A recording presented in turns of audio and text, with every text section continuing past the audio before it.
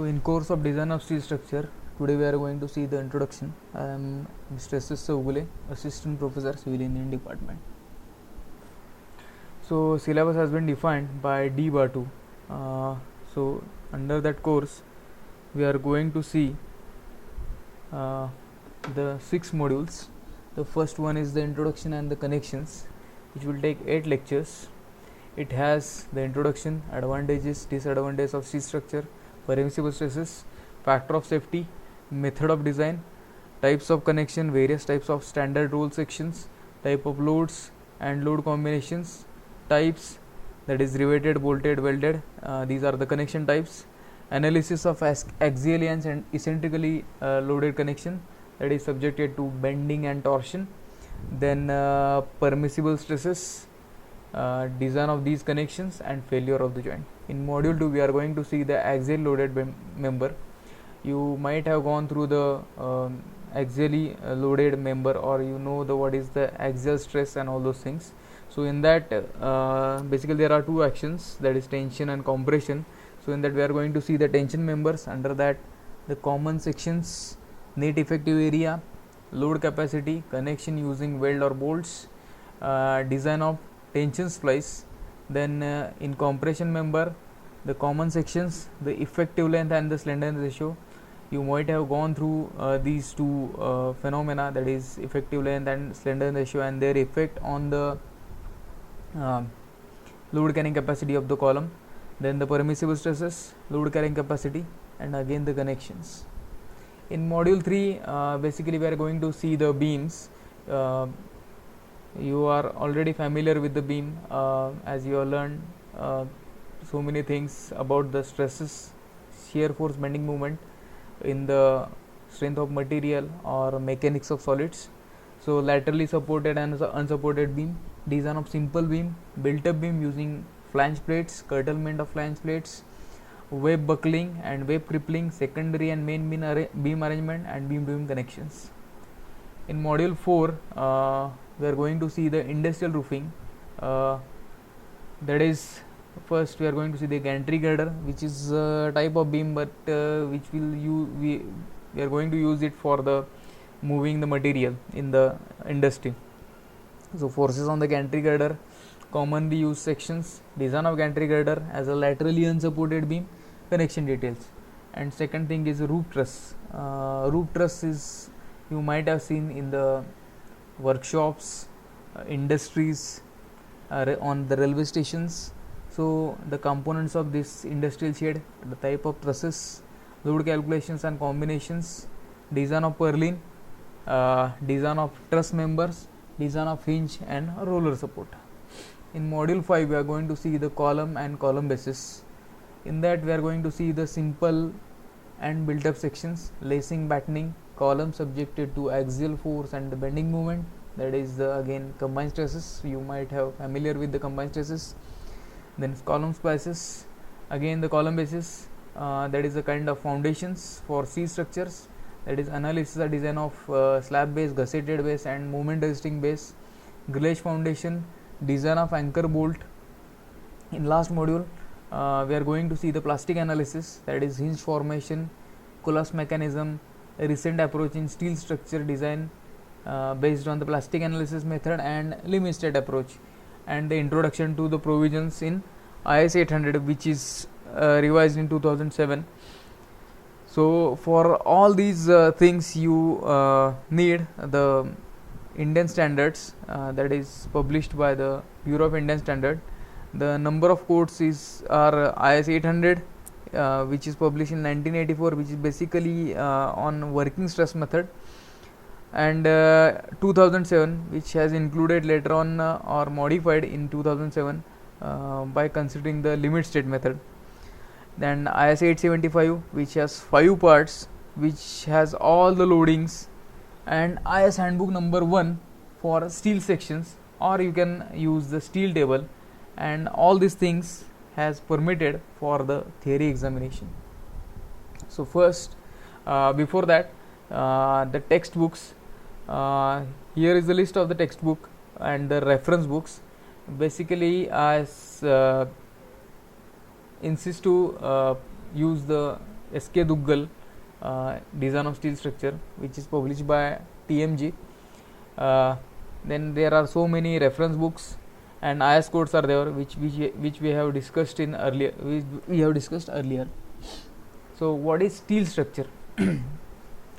So, as you familiar with the structure, that it contains the slab, the beams, columns, footings, etc. So, in steel structure, all these things are made up of the structural steel.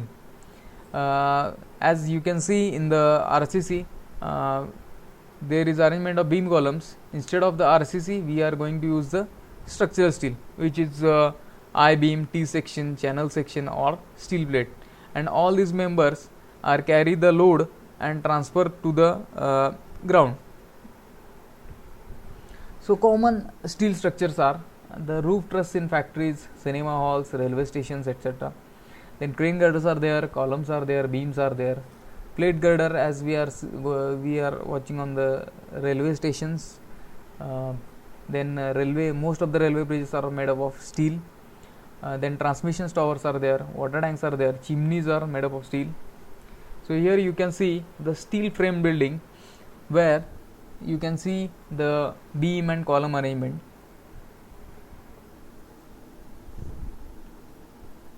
Then this is the example of steel bridge, which is the Sydney Harbour Bridge, very much famous, which is transferring load by using the arch action. But all these things are made up of the steel.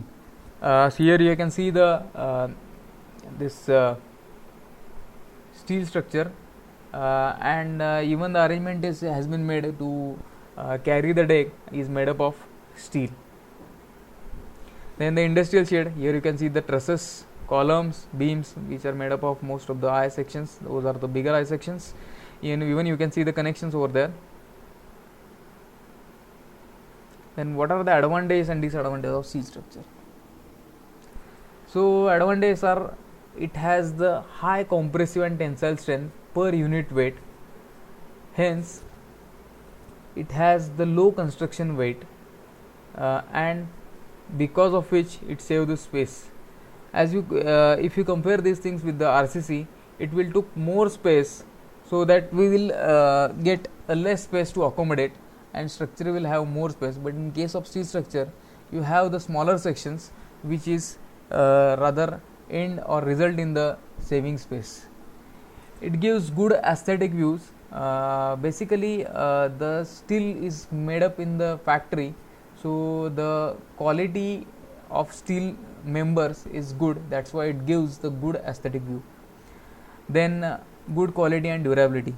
As we have discussed earlier, when anything is made or manufactured in controlled environment, so you will obviously get a good quality. So in the basic difference in RCC and steel is, the steel is made in a factory and RCC is cast in situ. In case of steel, we are using the sections to you are taking the sections from the factory and take it to the site, and then use to assemble the structure, so that the main structures are made up in the factory. So in controlled environment, quality control is the good. So because of that good quality control, we will get the good durability even. Then as we discussed, because we are going to assembling the things on the site, so it gives very high speed of construction. Then the reusability and the scrap value. Basically, the steel is when we need to scrap or rehabilitate any or demolish any structure, the steel can be reused again by melting it or converting it into the new members, or we can use the member as it is at another thing or for some any other reason, and because of which it has the high scrap value. So it proves to be a environmental friendly. In case of RCC, these things are not gonna happen. Nowadays, so many techniques or so many reusable things have been or research is going on in case of RCC, but Since beginning, steel has the good reusability and high scrap value. So it is the better solution to cover the large span and tall structure. As we have seen earlier, in case of bridges, the steel structure can give a large span because it has the lightweight. It is the lightweight and it has high strength and high compressive and tensile strength. So we can use it for the large spans, and even the same things applies for the tall structure. Because of the smaller sections, we can use it for the tall structure also, and so many tall structures are made up of steel. Then it has some disadvantages. So basically, first disadvantage is the high cost. Initially, it proves to be little costlier than the RCC. That's why in India we are not using the steel more often. We are going for a RCC. Then second thing is the corrosion. Basically, this is the oxidation which converts steel into the iron oxide, which will appear on the surface of the steel in a reddish format. When steel is meet with the water and the oxygen, this phenomena takes place. There are so many things which can be by which corrosion can be controlled, but again those prove to be a costlier, and again it adds the maintenance cost also. For steel structure, every 2 to 3 years we need to repaint it, apply the coats, so that it proved to be a non-corrosive for a long life. Then last is the low fire resistance. Basically, steel is not catching the fire, but the thing is, with the heat, steel loses its strength. Basically, from 500 degrees Celsius it start to lose the strength, and at 1500 degrees Celsius it tends to melt. So the best example of steel melting is the Twin Towers, that is 9/11 in New York in 2001. So the two planes has been crashed on the World Trade Center, which are made up of steel. Though they have the good structural capacity, but because of the heat produced at of the fuel in the planes, the steel has been melted and lose its strength, and those building has been collapsed. So it has the low fire resistance. Then next is the steel. So how the steel, or what is steel? Basically, steel is the alloy of iron and carbon, and sometimes other elements such as chromium. Because of its high tensile strength and low cost, this material is used in building. So the base metal is the iron, and by adding carbon to it, we are making the steel. So the first iron is extracted from the iron ores like hematite, limestone, magnetite in furnace. Then oxygen is passed through the molten iron to remove the carbon and impurities to make a steel. Basically, it is the pig iron.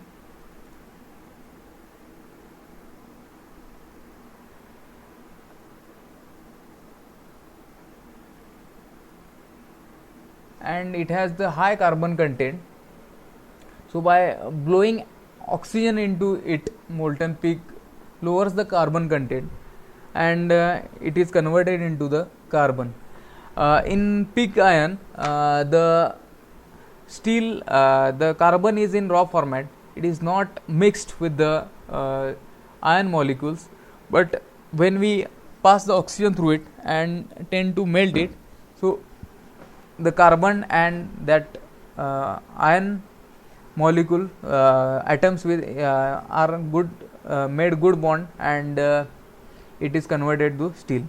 Then manganese is added to strengthen the steel.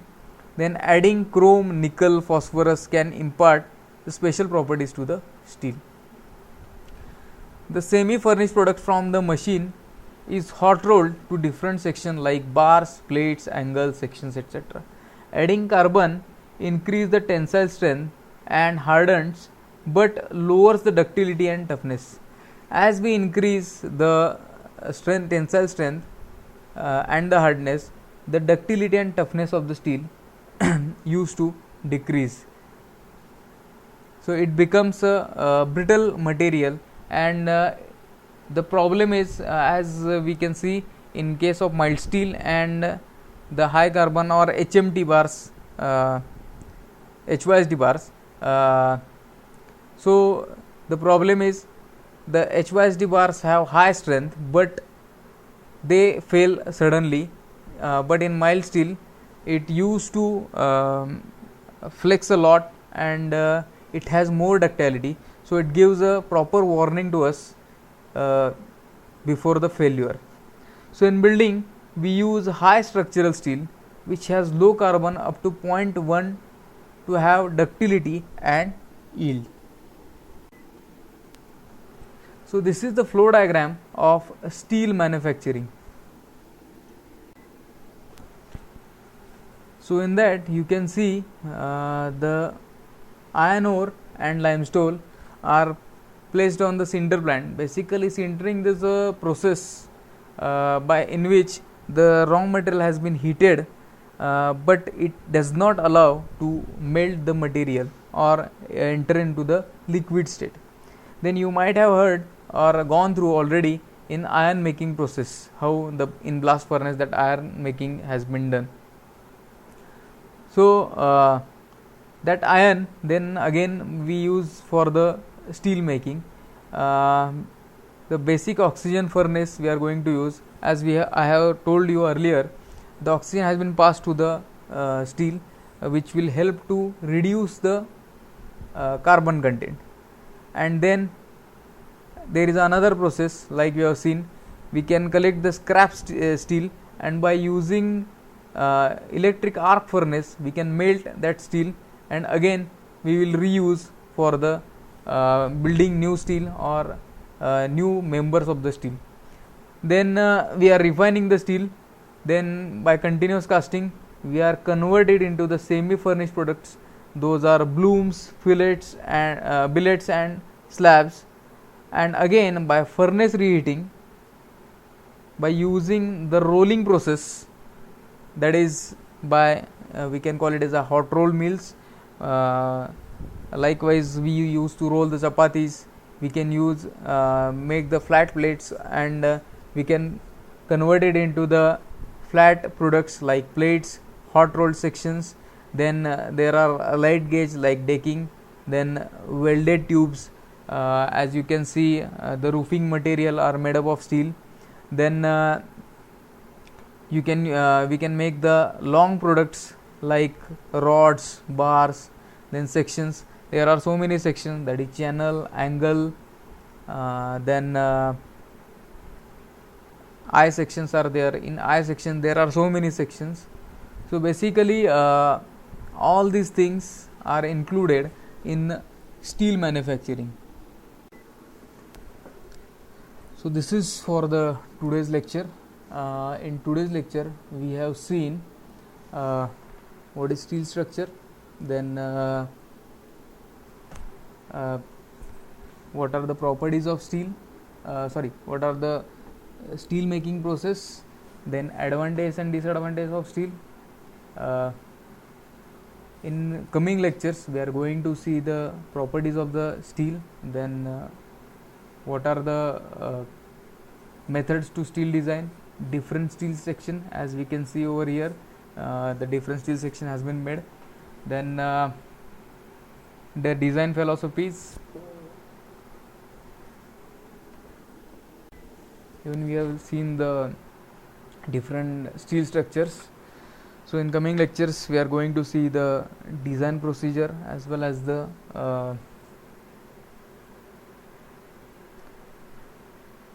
analysis of the same. So today we are going to stop here. Thank you.